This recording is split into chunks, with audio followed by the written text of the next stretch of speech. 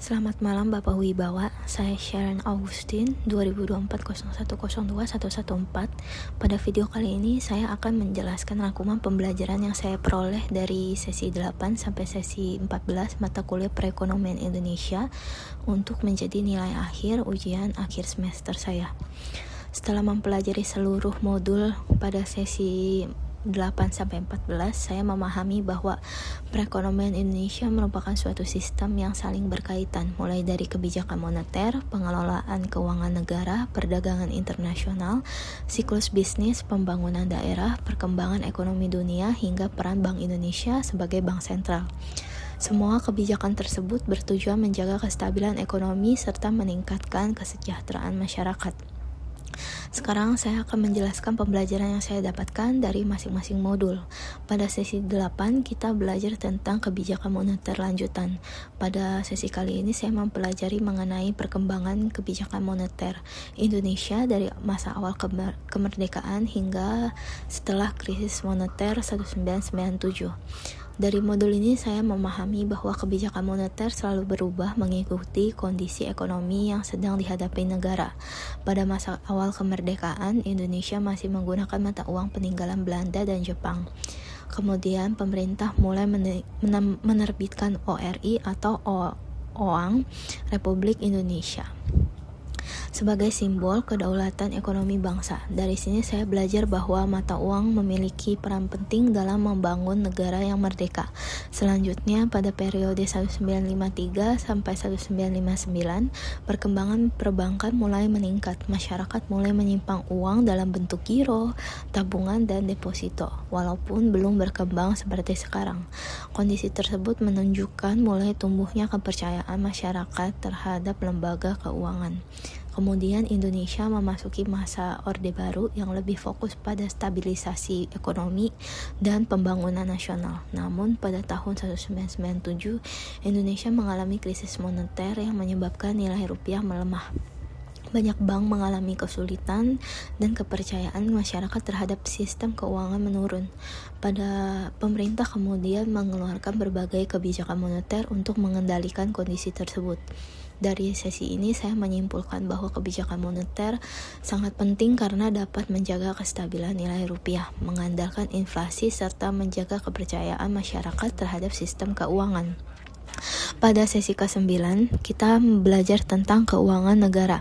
Pada sesi ini saya mempelajari mengenai keuangan negara. Dari materi ini saya memahami bahwa keuangan negara bukan hanya mengenai uang yang dimiliki pemerintah, tetapi juga mencakup seluruh hak, kewajiban, pendapatan, belanja, dan pengelolaan kekayaan negara. Saya juga mempelajari bahwa pengelolaan keuangan negara dapat dilihat dari berbagai sisi, yaitu sisi objek, subjek, proses, tujuan, dan administrasi.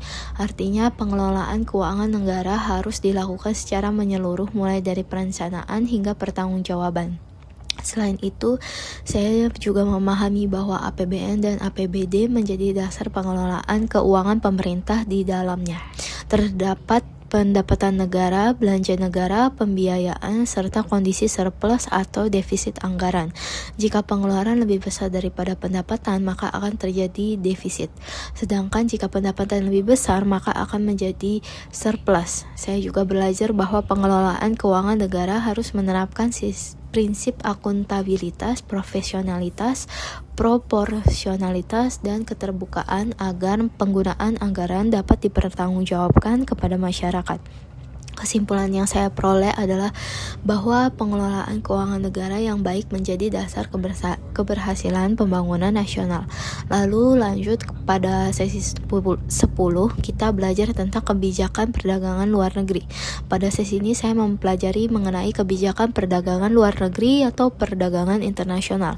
Dari sesi ini saya memahami bahwa setiap negara memiliki keterbatasan sumber daya sehingga membutuhkan kerjasama negara lain melalui kegiatan ekspor dan impor. Perdagangan internasional memberikan banyak sekali manfaat seperti memenuhi kebutuhan masyarakat, meningkatkan devisa negara, memperluas pasar, menciptakan lapangan pekerjaan, dan mendorong pertumbuhan ekonomi. Saya juga mengetahui bahwa perdagangan internasional dipengaruhi oleh berbagai faktor seperti perbedaan iklim, sumber daya alam, teknologi, dan selera masyarakat. Karena setiap negara memiliki keunggulan yang berbeda, maka mereka saling melakukan pertukaran barang dan jasa.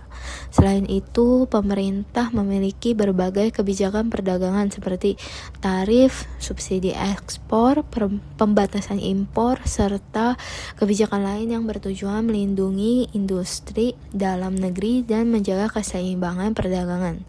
Dari modul ini saya belajar bahwa perdagangan internasional memberikan manfaat yang besar, tetapi tetap memerlukan kebijakan yang tepat agar perekonomian nasional tetap terlindungi. Lanjut pada modul ke-11. Di sini saya mempelajari tentang siklus bisnis. Saya memahami bahwa kondisi ekonomi suatu negara tidak selalu stabil. Ada saat ekonomi mengalami pertumbuhan yang tinggi, tetapi ada juga saat mengalami penurunan. Kondisi tersebut disebut sebagai siklus bisnis. Siklus bisnis terdiri dari 4 tahap, yaitu ekspansi, puncak kontraksi, dan titik terendah atau resesi. Setelah itu, ekonomi biasanya kembali pulih dan memasuki masa ekspansi lagi. Siklus ini dapat terus berulang sesuai dengan kondisi ekonomi suatu negara. Saya juga memahami bahwa perubahan siklus bisnis dapat memengaruhi inflasi, pengangguran, investasi, dan kesejahteraan masyarakat. Ketika ekonomi sedang tumbuh, investasi biasanya meningkat. Sebaliknya, ketika ekonomi melemah, perusahaan cenderung mengurangi investasi karena kondisi yang tidak pasti. Oleh karena itu, pemerintah menggunakan kebijakan fiskal dan kebijakan moneter untuk menjaga agar kondisi ekonomi tetap stabil. Dari sesi ini, saya menyimpulkan bahwa memahami siklus bisnis sangat penting agar pemerintah maupun pelaku usaha dapat mengambil keputusan yang tepat. Lalu saya lanjut pada sesi 12, kita belajar tentang pembangunan dan otonomi daerah. Pada sesi kali ini saya mempelajari mengenai pembangunan dan otonomi daerah. Saya memahami bahwa pembangunan ekonomi tidak hanya menjadi tanggung jawab pemerintah pusat, tetapi juga pemerintah daerah. Otonomi daerah memberikan kewenangan kepada pemerintah daerah untuk mengurus wilayahnya sendiri sesuai dengan kebutuhan masyarakat setempat. Dengan adanya otonomi daerah, pemerintah daerah diharapkan lebih cepat dalam memberikan pelayanan kepada masyarakat dan mampu memanfaatkan potensi daerah secara maksimal. Saya juga belajar bahwa tujuan pembangunan daerah adalah meningkatkan pertumbuhan ekonomi, kesejahteraan masyarakat, kualitas pelayanan publik, serta menjaga keamanan dan kelestarian budaya daerah. Dari modul ini saya dapat menyimpulkan bahwa pembangunan akan berjalan lebih baik apabila pemerintah pusat dan pemerintah daerah bekerja sama dalam mengelola potensi yang dimiliki setiap daerah.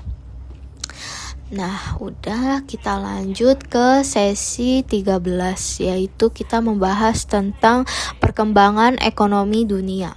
Saya mempelajari perkembangan ekonomi dunia. Dari materi ini bahwa kondisi ekonomi suatu negara tidak dapat dipisahkan dari kondisi ekonomi global. Saya belajar bahwa ekonomi internasional tidak hanya membahas perdagangan barang dan jasa, tetapi juga hubungan ekonomi antar negara, investasi, serta kerjasama internasional. Kondisi ekonomi dunia juga dipengaruhi oleh pertumbuhan negara-negara besar seperti Amerika Serikat, Tiongkok, dan negara-negara Eropa. Selain itu, saya mempelajari mengenai sistem ekonomi kapitalis dan sistem ekonomi sosialis. Sistem kapitalis memberikan kebebasan kepada individu dan swasta dalam menjalankan kegiatan ekonomi. Sedangkan sistem sosialis memberikan peran yang lebih besar kepada pemerintah dalam mengatur perekonomian agar kesejahteraan masyarakat lebih merata.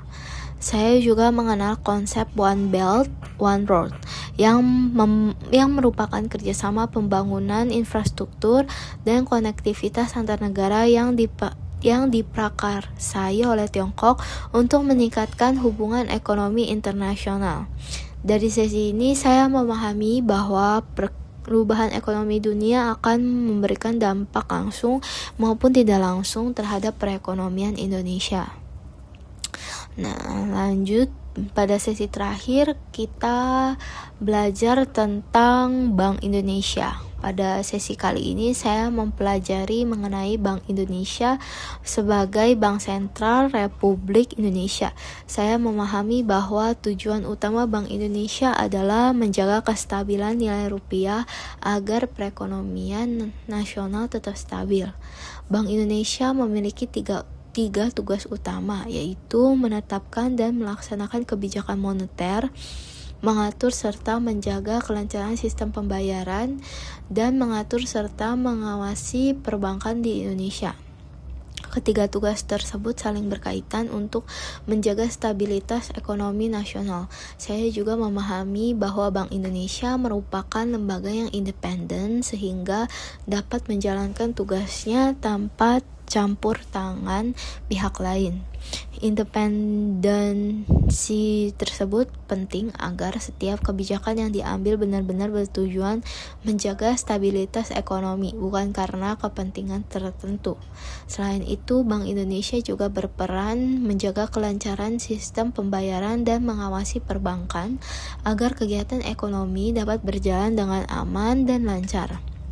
Dari sesi ini saya menyimpulkan bahwa Bank Indonesia memiliki peran yang sangat penting dalam menjaga kestabilan ekonomi Indonesia. Nah, dari sesi 8 sampai sesi 14 saya memperoleh banyak sekali pengetahuan mengenai bagaimana sistem perekonomian Indonesia bekerja. Saya berterima kasih sekali kepada Bapak Wibawa sudah memberikan membawa mata kuliah ini dengan baik untuk kami.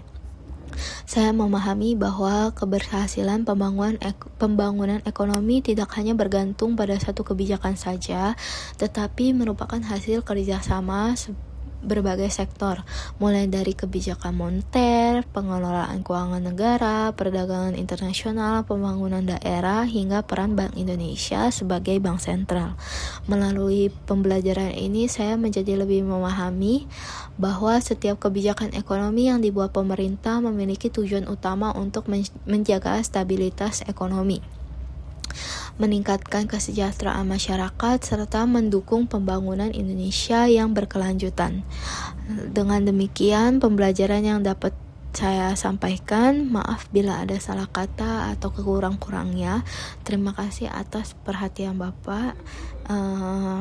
Saya ucapkan terima kasih.